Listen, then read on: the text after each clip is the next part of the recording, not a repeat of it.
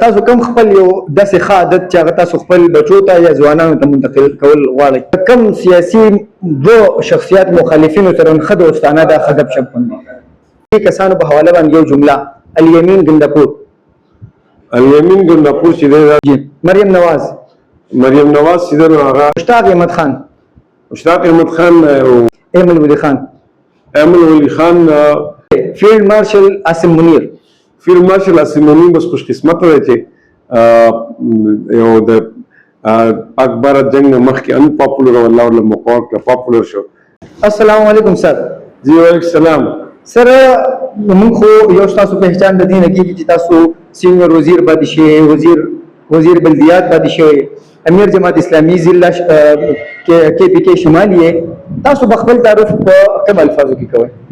زه عنایت الله یم، اپر کیس سے تعلق دی، جماعت اسلامی سے تعلق دی، سیاسی کارکن یم، 2 ځل وزیر پاتې شوی یم او MPA دریم ځل باندې پاتې منتخب شوی یم، یو ځل یونین کونسل ناظم پاتې شوی یم، الخدمت فاؤنډیشن سره وابسته پاتې شوی یم، جماعت اسلامی په مختلف فورمز کې دغه پاتې شوی یم، سوشل او پولیټیکل ورکر یم او د سیاست طالب علم یم. اس طرح سره اخباراتو کې مې لیکل هم کړي، کنټریبیوټ کوم او د پاکستاني سیاست او بین الاقوامي سیاست دلچسپي لرم، پاکستان په اکانومي په گورننس کې دلچسپي لرم. سر دا راته ووایئ چې ستاسو اعلی تعلیم په کوم ځای کې حاصل کړی دی او څه هم کړي، کوم سبجیکټ؟ ما انګلیش لټریچر کې ماسټر کړی دی، MPhil مې پولیټیکل ساينس کې کړی دی، ایڈورډز کالج کې سبق ویلی دی، نثار شهید کالج کې مې سبق ویلی دی، جامعه کالج سوات کې مې سبق ویلی دی، قرطبه یونیورسټي کې مې ویلی دی، انټرنیشنل اسلامک یونیورسټي کې انرول مو PhD کې او PhD مکمل شوی نه و، خو لکه کورس ورک مې کمپلیټ کړی و. جی سر تاسو بطور وزیر بلدیات تاسو چې کوم ماډل خپل اختیار کړی و هغه د نورو صوبو نه څنګه مختلف و، د هغې رزلټ سره وته؟ ما چې کوم بلدیاتي نظام انټروډیوس کړم هغه ډېر تقطر بلدیاتي نظام و. جی سر. هغه د آئین د 140A د سپیرټ مطابق و چې په هغه کې انتظامي، مالي او سیاسي اختیارات یو خود مختاري دا ضلعو ته موږ منتقل کړی وه. تقریبا 80 ارب روپۍ موږ په 4 کاله کې ضلعو ته ټرانسفر کړي او د پاکستان د ټولو ښه بلدیاتي نظام هغه و ځکه چې فاینانشل اټونومي موږ زیاته ورکړې وه. سر څه ګڼئ چې جماعت اسلامي نوجوان نسل یا ځوانان چې دي هغې متاثره کړي دي، هغې طرف ته راغب دي او که نه دي؟ جماعت اسلامي د ځوانانو لپاره ډېر زبردست پروګرام د بنوقابل په نوم باندې شروع کړی، ځکه چې دې وخت کې ځوانان سکل غواړي، هنر غواړي، امپلایمنټ غواړي، روزګار غواړي. جماعت اسلامي غواړي چې ځوانان د جدید دور سره کنیکټ کړي، د جدید دور تقاضې ورته وښیي، د هغې دپاره ټرین کړي او دې پروګرام لاندې تقریبا 10 لکه ځوانان پاکستان کې د خپل فیوچر سره کنیکټ کول غواړو. جماعت اسلامي واحد پولیټیکل پارټي ده چې د هغې لیډرشپ هم نسبتا ځوانان دي او هغه ځوانانو ته سپیس هم ورکوي او هغه یو ډیموکریټک پارټي ده، نو ځوانان په هغې کې خپل صلاحیتونه هم لوبولی شي. نور ټولې پولیټیکل پارټۍ د مشرانو دي، که تاسو JY ته وګورئ د هغې امیر چې دی هغه 70 ایئرز نه زیات دی، د پیپلز پارټۍ مشر د 70 ایئرز 74 اراؤنډ دی، مسلم لیگ نون مشر چې 70 ایئرز نه زیات دی. یو داسې پولیټیکل پارټي پاکستان کې نشته چې جماعت اسلامي په شانتې ینګ قیادت دی.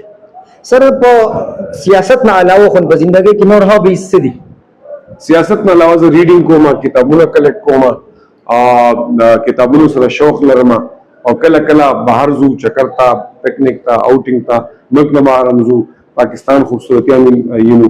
سر دوه کوم کتابونه به تاسو ځوانانو ته ریکمنډ کوئ؟ زه خو ځوانانو ته دا وایم چې تفهیم القرآن کتل ډېر زیات ضروري.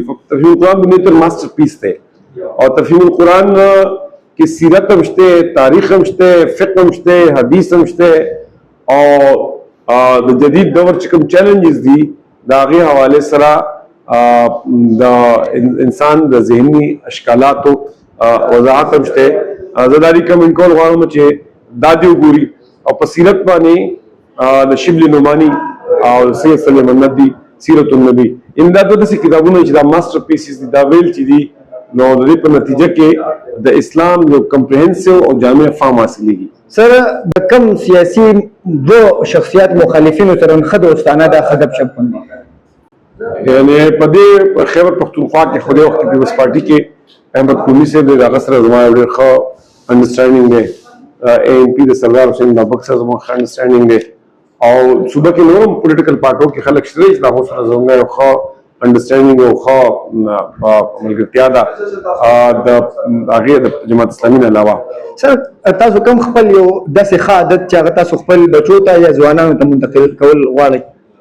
زه خپل کاز او د خپل مقصد څخه مخلص یم او یو ټایم ټیبل ساتم او مطالعه مسلسل کوم. جی سر، اخیری سیګمنټ زموږ د دې کسانو په حواله باندې یو جمله الیمین ګندپور.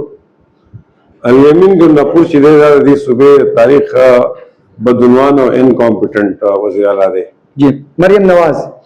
مریم نواز چې دی نو هغه هسې لکه د خپل تره په شانتې شو کوي او مارکیټینګ زیات کوي، عملاً ډیلیوري د هغې کمه ده او یو مصنوعي کردار داسې دی چې هغه پالیټکس کې خپل څه هسټري نه لري بلکې د پلار په وجه باندې پاکستاني پالیټکس ته کیپچر کولو کوشش کوي. مشتاق احمد خان. مشتاق احمد خان یو مؤثر د وینا صلاحیت لري، یو بهتر پارلیمنټریان پاتې شوی دی. ایمل ولی خان.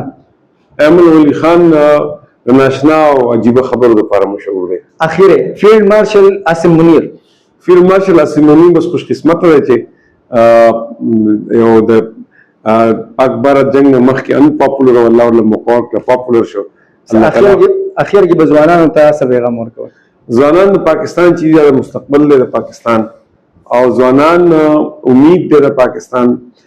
ځوانانو ته دا پکار ده چې هغه د منفي سوچونو په ځای باندې د پولرایزیشن په ځای، د قوم د تقسیم په ځای، د ګډ وډو په ځای، د کنځلو په ځای باندې خپل ژوند کې مقصد متعین کی، منزل خپل متعین کی، خپل فیوچر هم جوړ کړي، د پاکستان فیوچر هم جوړ کړي. تھینک یو سر.